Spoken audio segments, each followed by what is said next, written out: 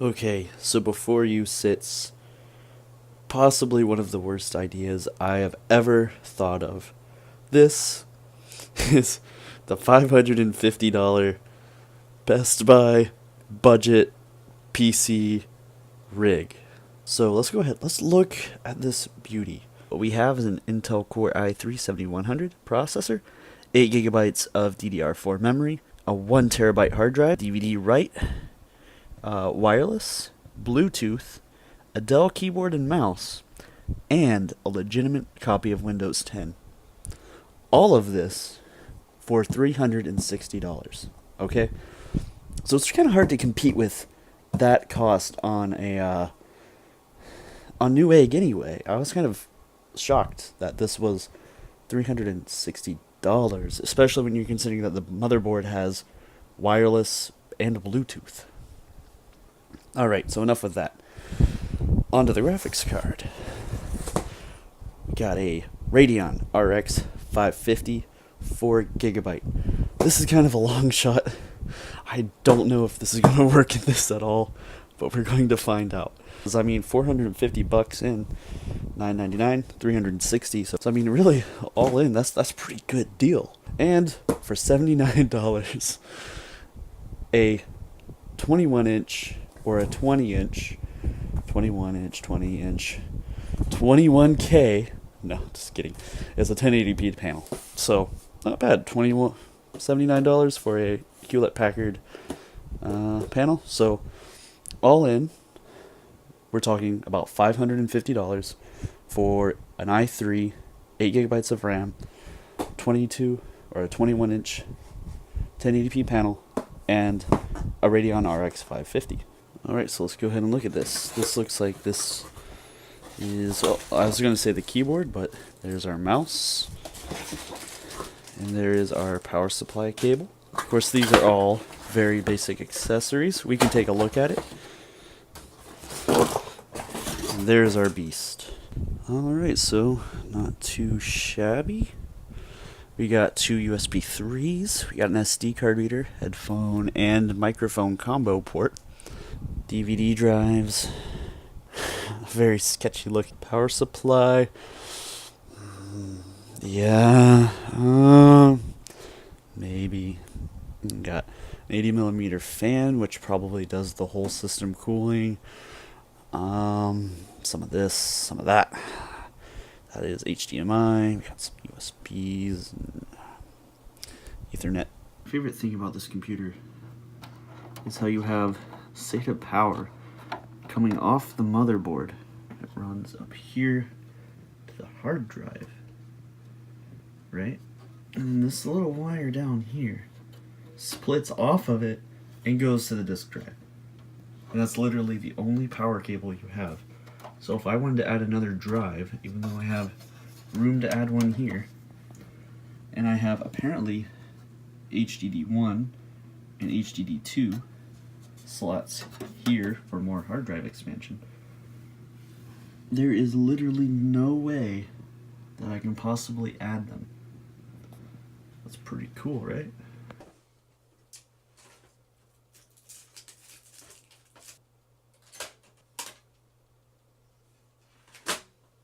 Okay, so the issue is that right now the machine is fine. It posts, it boots, it runs with the graphics card in it, the fan's running on the graphics card, and the television detects that there is signal over HDMI. The problem that I am dealing with is actually, for whatever reason, the computer continues to default to onboard graphics, which is what's being displayed right here, and it's not sending signal to television. Dell's given this a very wonderful, like, I want to say this is a beautiful, beautiful, beautiful BIOS. I love it. Yeah, here we go. We got auto in primary display. So if we expand video and we select primary display, we get here, let's see, we got Intel HD graphics, and it's detecting ATI Radeon graphics. So we will select ATI Radeon graphics, and I think we can hit apply. Save this, save as a custom user setting, okay. And then oh look, I'm gonna break every nerd law ever. I'm gonna install day one drivers. Oh man. What? The drivers was all it needed. The drivers was all it needed. Okay, so for this first test, while all these games are downloading, we're going to go ahead and check with Furmark to see what the difference between the embedded graphics, which I think is the Intel 620, and the RX 550, to see if it's even worth putting an RX 550 into a machine with Intel's newer integrated graphics. So here we've pretty much summed up our complete results with one quick test. Running Furmark at 1024 by 768 with 0 times MSAA. The HD 630 is running between 7 and 8 frames per second, while as of course with the RX 550 we're seeing a much faster 37 frames per second. 550 is an extreme upgrade from the integrated graphics in the i3. Man, it would have made me very sad if the RX 550 was actually slower than the onboard graphics. Okay, so I ran into a pretty serious issue, really. The problem is whenever you're running the card at 100% for a period of about, let's say, more than 20 seconds usually, you start getting some artifacting on the screen, and sometimes the driver crashes. The way that it's acting, I want to say that the card is starving for power. So this means that probably the power supply, which is a 240 watts, is actually having trouble feeding this card at continuous speeds. Now whenever I turn down game settings and do lower quality benchmarks that require less than 100%, then I start seeing it run okay.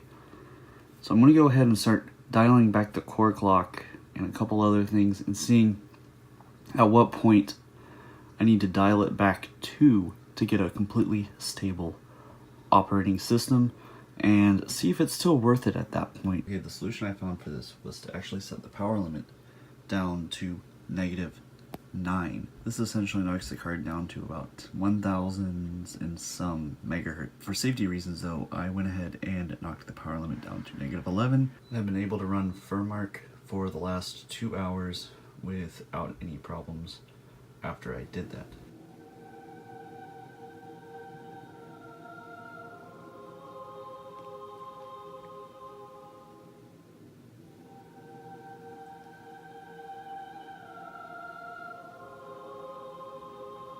Alright, so at this point it's been like 3 weeks since I started this project. As you can see, my entire desk has changed within this time.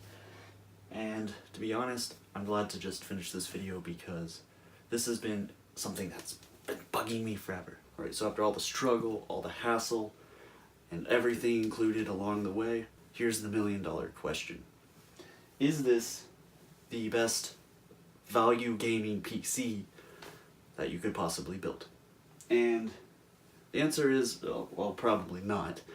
There's probably way better solutions than this crap fest. But was it fun? And to that I would say, yeah, it was pretty fun. In fact, I'd go as far as to say that this is the most fun that I've had with a PC in years. This was hands down a very fun project, and to someone looking for a little bit of fun, I would highly recommend doing stuff like this. But here's the stuff you guys really care about.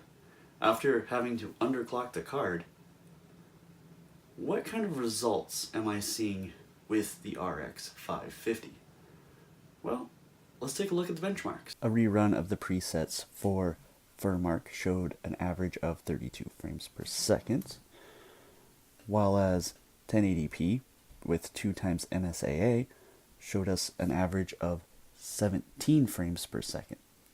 Fallout 4 was able to achieve between mid-30s to high 40s, while as Doom was able to run the low 30s to high 30s. As for 3D Mark, we were able to run a complete score of 5,452 with a graphics score of 5,632, a physics score of 5,034, and this put us at a 33% better than all results. Alright guys, that's going to be the end of this video. Thank you for watching, I hope you enjoyed it, and until next time, have a good one. Yes, finally I can go do something else now, and not this video. Like another video.